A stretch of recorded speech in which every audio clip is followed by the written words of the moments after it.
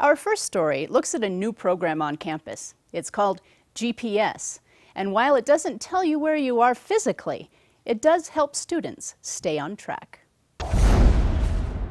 It stands for Grade Performance Status, and it's a program to increase communication between faculty and students. In English 105, or Critical Reading and Writing at the university, Dr. Greg Glau uses GPS and calls it a useful tool. I think students need to be reminded of how they're doing. They need to be pointed toward possible ways that could help them, and the more the better. So I would encourage all my fellow professors to use the system to ding their students, just as a nice little reminder, and say, hey, you're struggling here. Here are some folks that might be able to help you. The way it works is a faculty member has a list of students in the class. Instead of having to look up an email address, they click on a symbol next to a student's name, and they choose one of 5 different categories related to academic performance. This feedback happens at 3 points during the semester, and these are 3 critical decision-making points for students in the semester. Students will receive this feedback, and the instructors are able to choose positive feedback, feedback on attendance, feedback on grades, on academics, and then also provide some information on resources that will help the student with academic progress. GPS is part of a larger trend nationwide, where universities are looking for methods to increase retention by opening more avenues of communication.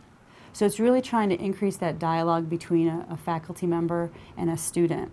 So that's the main help that a student would receive, is that they would be getting really concrete, good feedback from their faculty member through their emails. And that hopefully will then generate maybe more conversations or more connections with the faculty member that they're having a course with. Along with feedback on performance in a class, the GPS system offers an easy way for a professor to suggest resources at Northern Arizona University, like introducing a student to the Campus Writing Center or sending a link on time management skills for an upcoming project. And there's another benefit to the grade performance system. That every email that the faculty member sends out to the student automatically gets copied in something that advisors have access to. It's like an electronic file that students have. So that if I were to meet with a student prior to that meeting, I can look through that file and I could actually then see all the different communications that that student had received, whether they were positive or concerning. So then I could actually help generate, depending on what the situation is, a different conversation with the student with more information that we never would have had access to before. And unlike similar programs, GPS is completely electronic, saving a lot of paper. Early indications are encouraging, suggesting students are finding success through the program. Students can use GPS to manage their GPAs.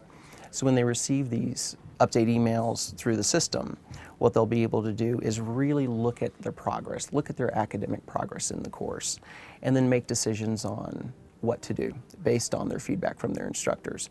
And it's a way for them to get those resources that they need here at the university.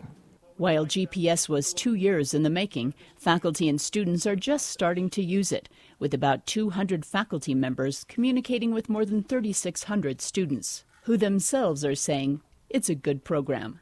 I think that GPS is a great way to track your grades. It'll definitely help students stay on top of stuff, because I know it's easy to lose track of them because you only get grades maybe once a term.